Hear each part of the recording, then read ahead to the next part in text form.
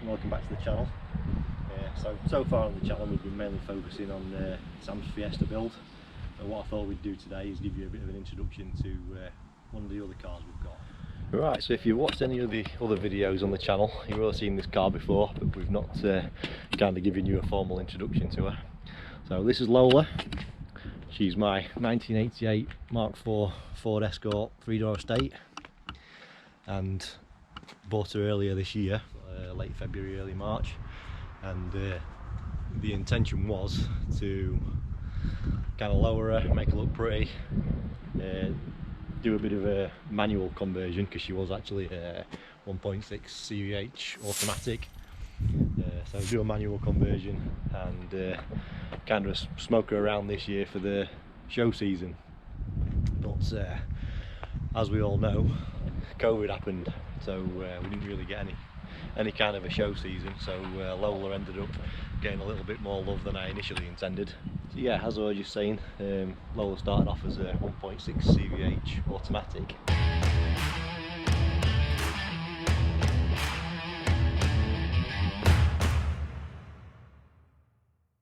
And, my intention was to always do a manual conversion on it, but I was just going to leave the 1600 CVH in there.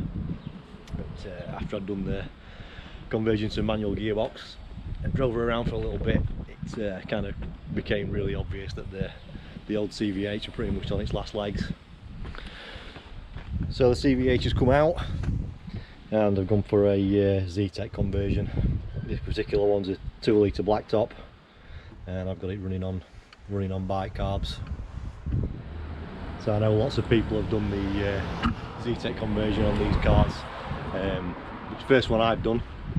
Never done a full engine transplant before, so a couple of good mates sent me a few pictures of what they'd done before, and I basically just cracked on with it, got the grinder out, chopped the bits that needed to be chopped, and got it stuffed in there.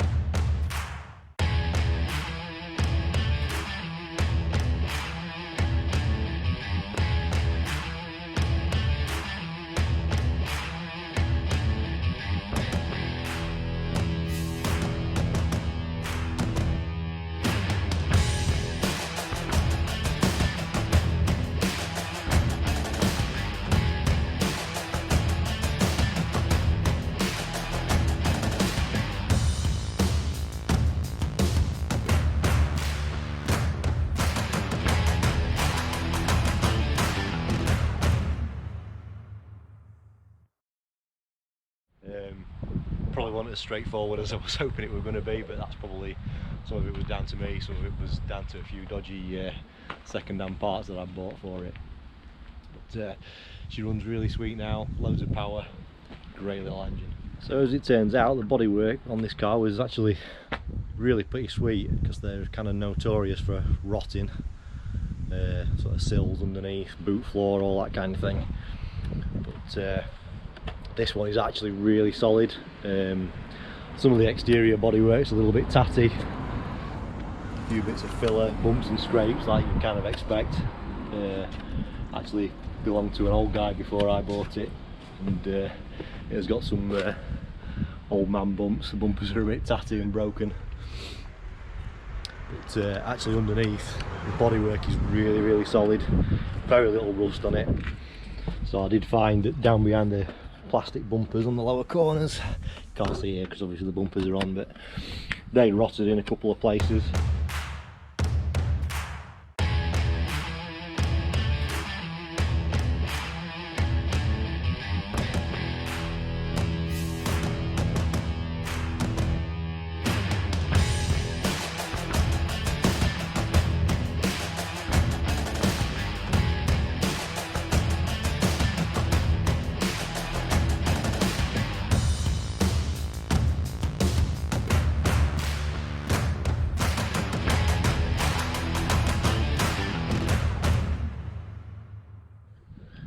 Couple of rust bubbles on the arches. Just inside both doors on the inner sills where the door rubber sits, there were a couple of bits of rot on there, same on both sides.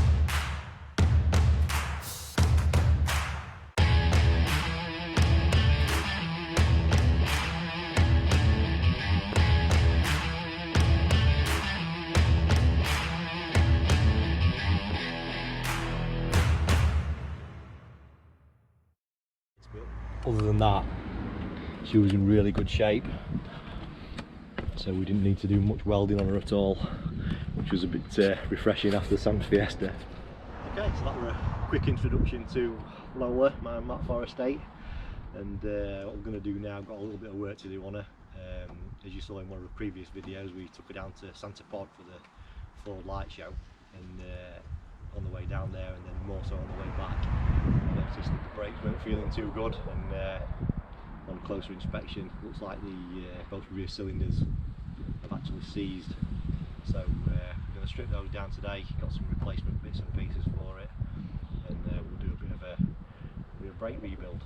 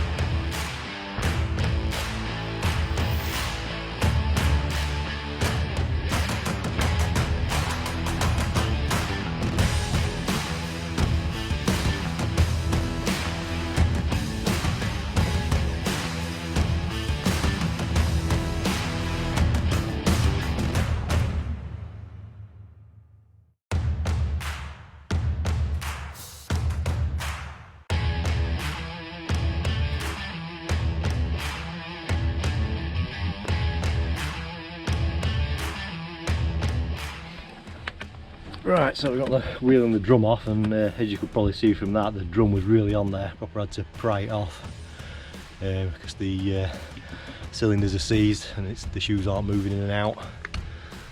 So they're binding on, and the shoes are about knackered as well. So we're going to replace the whole lot.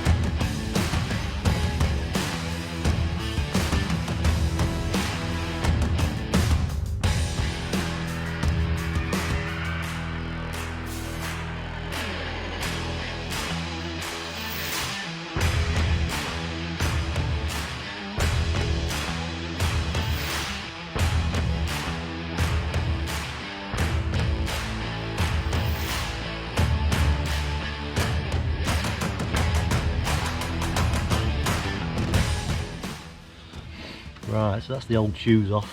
You certainly put up a bit of a fight. I would say they've not been off in quite a long time. Like I was saying, I think the cylinders seized on the way back from Santa Pod, and they were pretty much binding all the way back, so any friction material that were left on the shoes, it pretty much rubbed it off now. Also seems to be loads of grease on the back plate there as well, so that's going to need a really good clean up before I put everything back on. So next job, we'll get the cylinders off.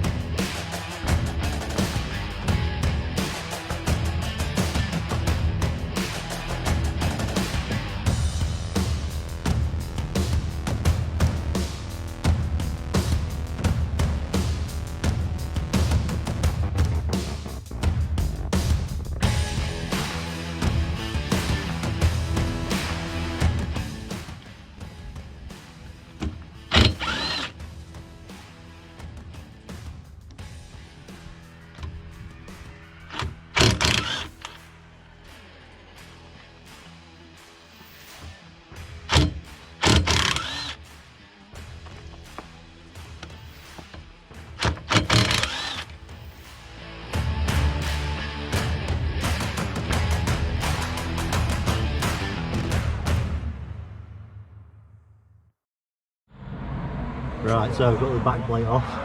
Give it a bit of a scrub up because it was pretty crusty behind there. And just having a look at them bushes, they're about knackered as well, so I think that's going to be the next purchase. But, right, we'll have a crack at getting these cylinders off.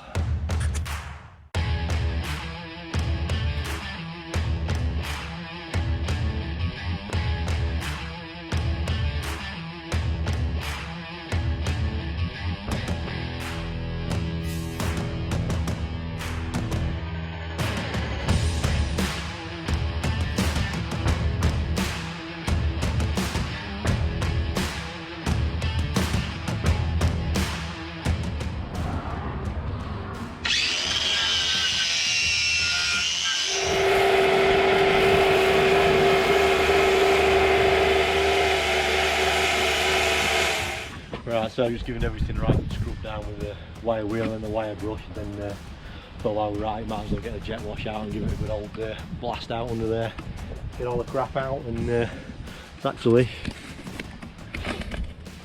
not come up too bad. Doesn't seem to be any major rot or anything, which is always a bonus. So we'll let it all dry out and then start putting stuff back together. So I've got new cylinders, new shoes, and also some fancy new Outlaw Motorsport brake lines as well, so we'll get those on while we're at it.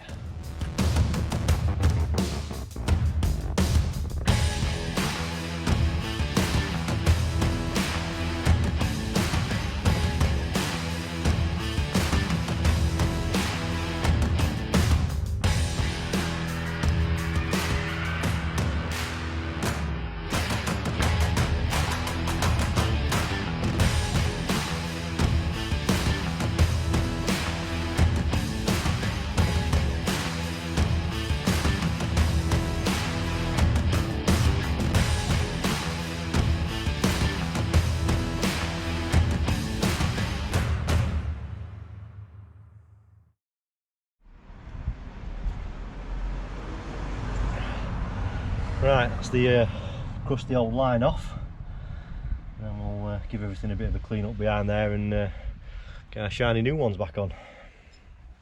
Right, so as I said, we've got some fancy new brake lines from Outlaw Motorsport, so top quality bit of kit as always. Cheers for them, Steve. Yeah, so short one for the back, long one for the front. I don't think I'm going to do the fronts today, probably that'll be job for another day, but obviously we'll get these on while we're changing everything else. Come with new clips and bolts and everything. It's all fitting kit, yeah, so get these on.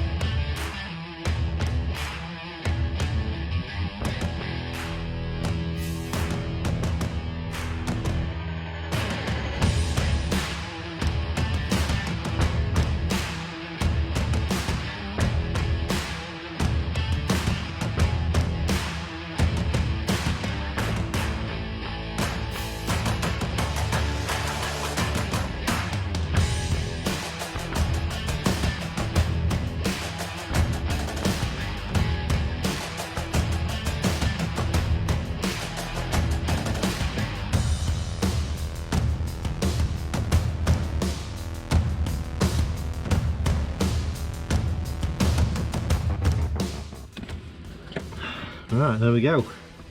Sexy new brake lines are on, looking good. So I'll get the carrier back on, fit the hard line again, and get the shoes and cylinders back on again, get the drums rebuilt.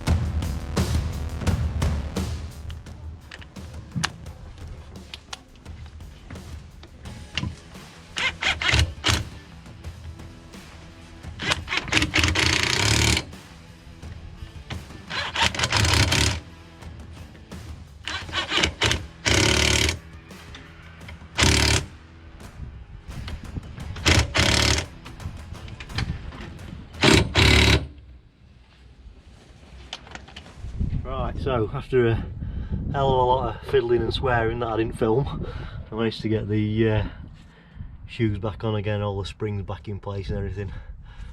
It can be a real faff to do. Bit of copper grease behind so it doesn't squeak when they're rubbing. Next job we'll get some fresh grease on the double axle, get the bearing back on and get the drum back on.